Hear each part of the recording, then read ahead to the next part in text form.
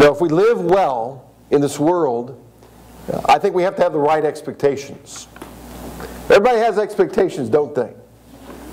People get fired over having not fulfilled the expectation of their boss. Happens in sports all the time. But I found a couple expectations as I was looking this week.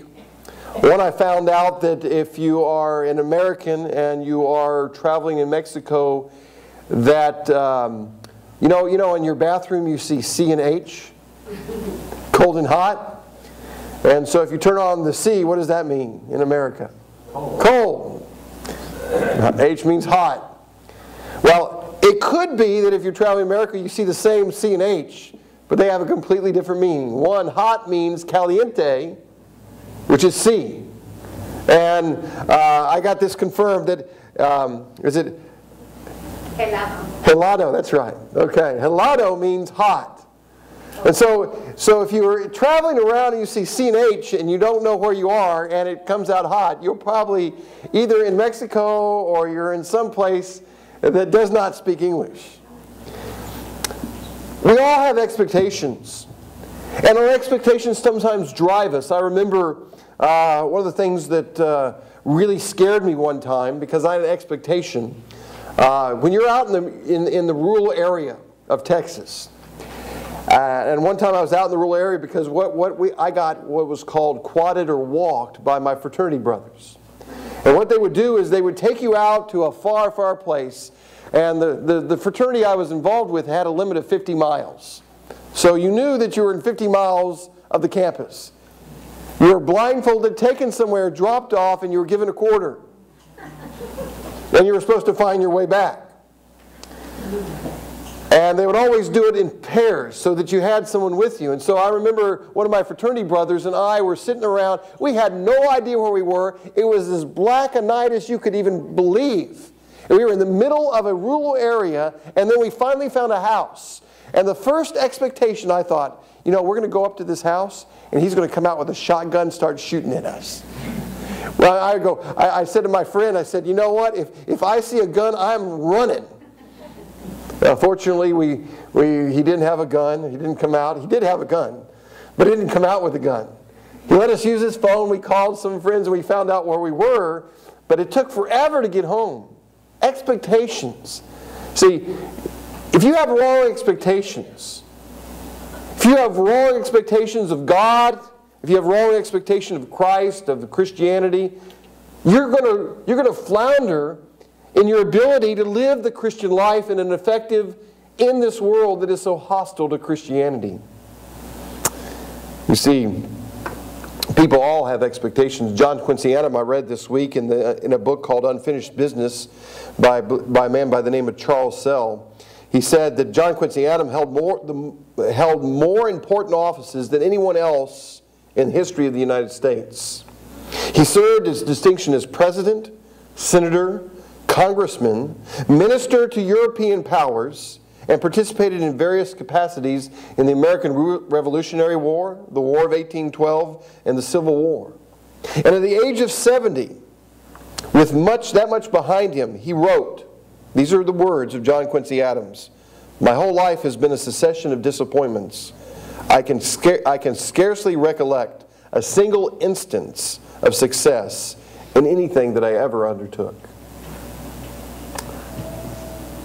Our expectations are highly important.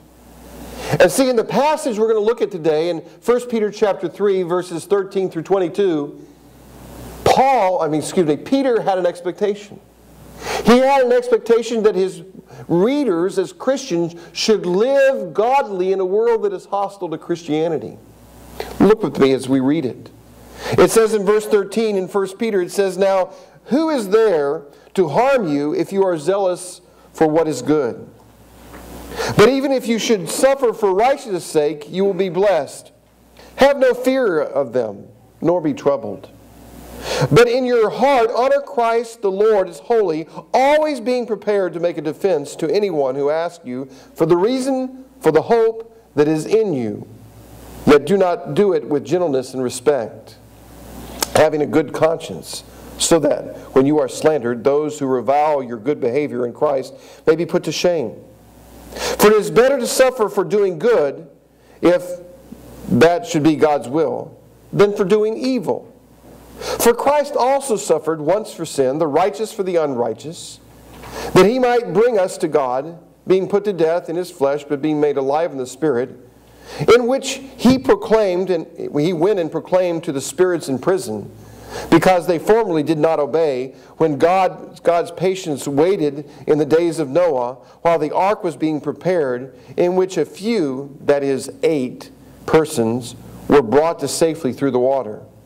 Baptism, which corresponds to this, now saves you, not as the removal of dirt from the body, but as the appeal to God for a good conscience, through the resurrection of Jesus Christ, who has gone into heaven, and is at the right hand of God, with angels, authorities, and powers, having been submitted to Him. You see, Peter here wants his readers to know something. He wants his readers to know that they should honor Christ in the middle of their sufferings. That's the expectation of Peter. Peter expects his readers to know this, and that when they encourage difficulties in life and trials and tribulations, that they are going to be a people that honor Christ regardless of what they are doing or the circumstances that they're involved in. Let me ask you some questions. How will you live your life when you are not rewarded for working hard? How do you live your life that way? How will you live your life when you get treated unfairly? How will you live your life when suffering is a part of it? How do you extend forgiveness when you feel that you have been wronged? And how can you be happy in a world that is hostile to you and to what you believe? See, it's easy to live for God, or it's easy to live without respect for God, without honoring for God in this world. This world is naturally hostile to the things that Christianity perceives and that Christianity expects of its people. But you as Christians must always be working out your faith, working out your salvations, because God's promised victory is sure. You should have an expectation that God's promises are sure. That everything that God promises is going to come about and has come about throughout the history of the world. Amen. The expectation is that when we come before God, we should be able to say and hear Him say, "Well done, good and faithful servant," because we have believed in God's promises. Peter wants you to believe. He expects you to believe. And he expects you to honor God in believing in Him. And so today what I want to do is look at this text, and as we go through it, we're going to look at 4 ideas. We're going to look at right expectations, right focus, right witness, and right gospel. We're going to look at the right expectations in verses 13 and 14. We're going to look at the right focus that we should have as Christians in verse 15, the first part of verse 15. And then we're going to look at the right kind of witness that we should have in verses 15 through 17. And finally, we're going to look at the right gospel, the correct gospel, in verses 18 through 22. And what I want to do this morning is I want to quickly go through the first 3 points of that, first 3 ideas. The right expectation, the right focus, and the right witness. And then I want to synthesize it. I want to synthesize it in helping you understand how those 3 things work together, and then deal with the 4th one as the goal of all of the 3 that are mentioned. So let me look at this. Let me look at the right expectation that Peter had. See, Peter had the idea that we live in the world that we're going to see persecution. Some of his readers probably were persecuted at the time, some weren't. Not all people are going to experience the same persecution, are they? But it says in verse 13, "Now who is there to harm you if you are zealous for what is good?" He's saying, basically, who will harm you? Or who's going to harm you? It's kind of a rhetorical question. Because Peter is saying, listen, normally you can live your life many times without too much problems. It's kind of the word here is that it's not the normal expectation of people to get harmed for doing good. What do we expect when we do good? Reward, exactly. If you do well at your job, what do you expect?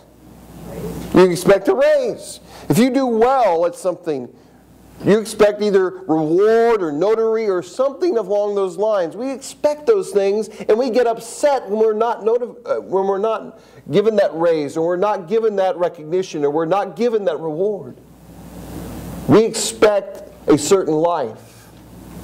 Maybe by the way you grew up, or maybe by the way that your parents live, or something like that. We expect something.